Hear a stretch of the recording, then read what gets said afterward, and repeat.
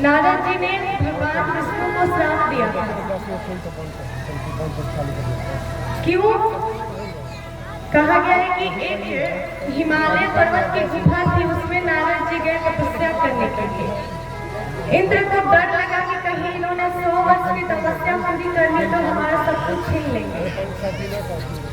इसलिए इंद्र ने कामदेव को भेजा कि जाओ और जाकर नारद जी को रोको कि वो तपस्या ना करे। लेकिन कामदेव आया, नारद जी ने कामदेव पर विजय प्राप्त कर लिया। कामदेव उनका कुछ न बिगाड़ पाया। और नहीं तो कामदेव जो है नारद जी के चरणों में गिर पड़ा, उनके चरणों को स्पर्श करने लगा। नारद जी ने कामदेव पर विजय प्राप्त किया, ये बात तो थी, लेकिन नारद जी के अंदर ये मोह कैसे हुआ? नारद जी ने क्यों श्राप दिया भगवान विष्णु को? जब कामदेव से नारद जी जीत गए तो उनको कुछ नहीं हुआ था, वो बिल्कुल ठीक थे। लेकिन जैसे ही नारद जी के चरणों में गिरा कामदेव, उनको स्पर्श किया, तो वैसे ही उन पे काम का असर हो गया। नहीं तो नारद जी पहले सही थे। इनको नारद जी को यहाँ पे महाराज स्पर्श दोष लग गया।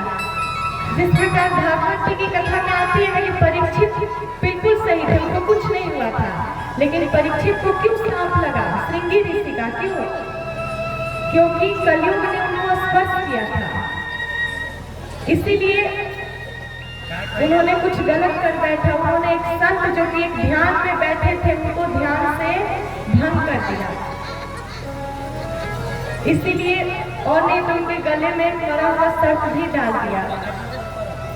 तो वही यहाँ पे नारद जी को स्पर्श दोष लग गया। कामदेव ने जैसे ही स्पर्श किया, वैसे ही नारद जी के ऊपर काम का असर हो गया। अब श्री नारद जी जो है वो आए शिव जी के पास। शिव जी ने कहा कि महाराज आप हमारे पास तो आ गए, पर आप एक काम करिएगा कि आप विष्णु भगवान के पास मत जाइएगा, नहीं तो आप जानते ही हैं कि वो कैसे हैं। लेकिन नारद जी जो थे इतने, वो शिव जी के बात को नहीं माने, वो चले गए भगवान विष्णु के पास। व्यक्ति जो है खुशी में आकर, यानी कि जो अधिक उतावला हो जाता है बहुत ज्यादा, वो खुशी के कारण और क्रोध में आकर, और तीसरा हठ यानी कि जिद में आकर वो कुछ भी कर बैठता है। खुशी में वो इतना खुशी में उतावला हो जाता है कि लगता है कि हवा में उड़ने लग जाता है। उसको ये नहीं समझ में आता है कि कहाँ क्या होना है, कहाँ कैसे रहना है, क्या करना है, क्या नहीं करना है। लेकिन यहाँ बताया गया कि श्री नारद जी जो थे महाराज, वो इतने खुश थे कि वो चले गए भगवान विष्णु के पास। भगवान विष्णु ने कहा कि आप हमारे पास आए हैं किस कारण से? आप जैसे संत महात्मा का मेरे यहाँ आगमन हो गया, तो मेरे सौभाग्य की बात है। लेकिन नारद जी ने सारी बात जो है कामदेव को और कामदेव के बारे में बता दिया भगवान विष्णु को। विष्णु भगवान ने सोचा कि नारद जी के अंदर जो है अभिमान आ गया है,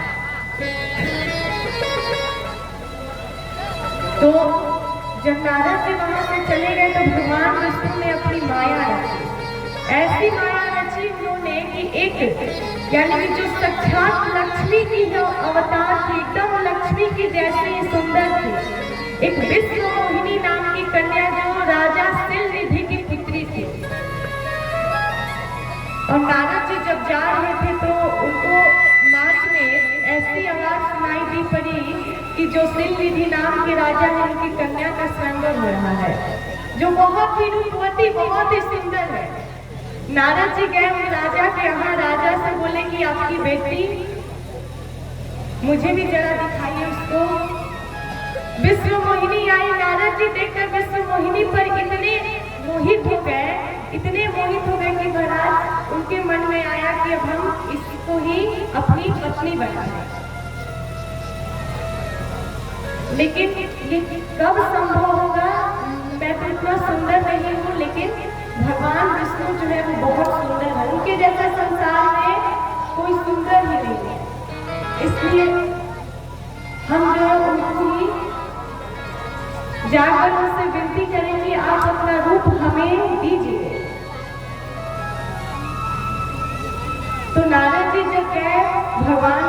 के पास, कहा भगवान श्रीमन नारायण ने कि आप क्यों आए हैं, आपको क्या चाहिए, आप जो मांगेंगे हम आपको दे देंगे। तो नारद जी ने कहा कि प्रभु हमें आपका रूप चाहिए, आप बहुत सुंदर है, आप अपना रूप हमें दे दीजिए। पहले तो नारद जी ने भगवान नारायण का रूप मांग लिया, लेकिन फिर क्या कहा कि प्रभु, दूसरी बार कहा कि जिसमें हमारा हित हो आप वही करिएगा, कि जेहि विधिनाथ होई हित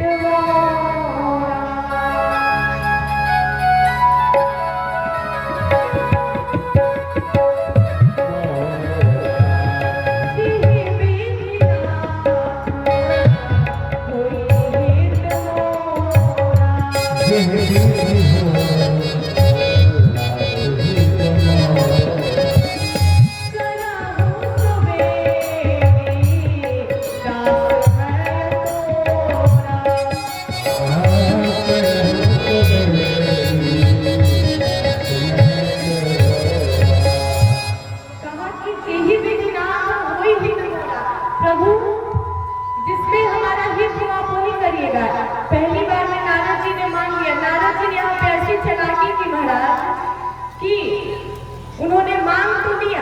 कोई भी भक्त ऐसा नहीं होना चाहिए कि पहले भगवान से मुंह खोलकर मांग ले कि हमें ये चाहिए और पहले फिर दूसरी बार बाद में कहे कि प्रभु जिसमें हमारा हित हो आप वही करिएगा, जो हमारे लिए अच्छा होगा, जो हमारे लिए भलाई का होगा आप वही करिएगा। यहाँ पर तो ये सवाल ही नहीं उठता, लेकिन नारद जी ने पहले मांग लिया और फिर बाद में कहते हैं कि जिसमें हमारा हित हो आप वही करिएगा। तो भगवान ने भी कह दिया कि ठीक है, जिसमें हमारा हित होगा हम वही करेंगे।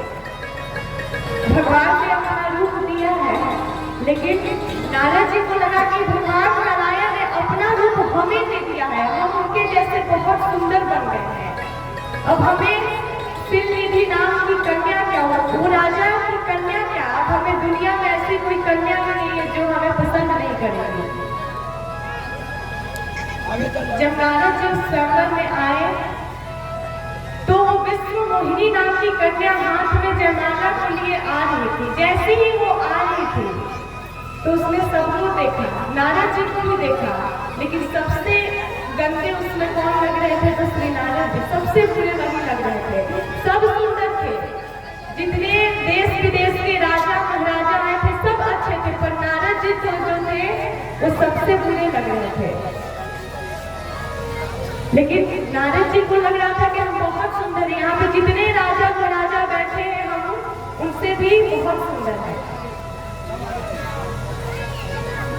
वहां पे दो गढ़ बैठे हुए थे शिव जी के, जिन्होंने नारद जी को देखकर हंसा।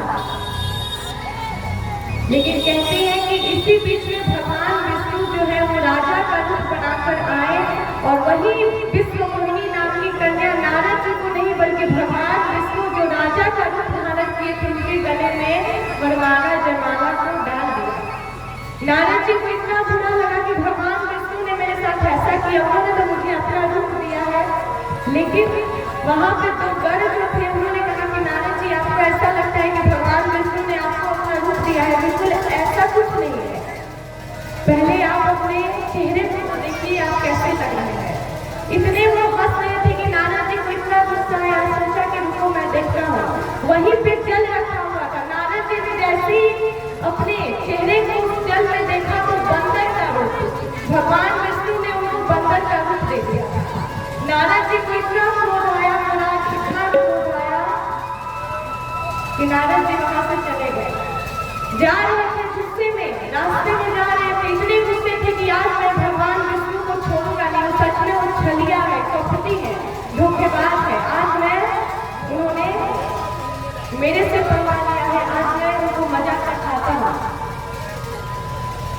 तब तक भगवान विष्णु जो है लक्ष्मी जी के साथ और वही जो विष्णु मोहिनी नाम की कन्या थी उसी के साथ रास्ते में प्रकट हो गए। यहाँ नारद जी ने जो है श्राप दिया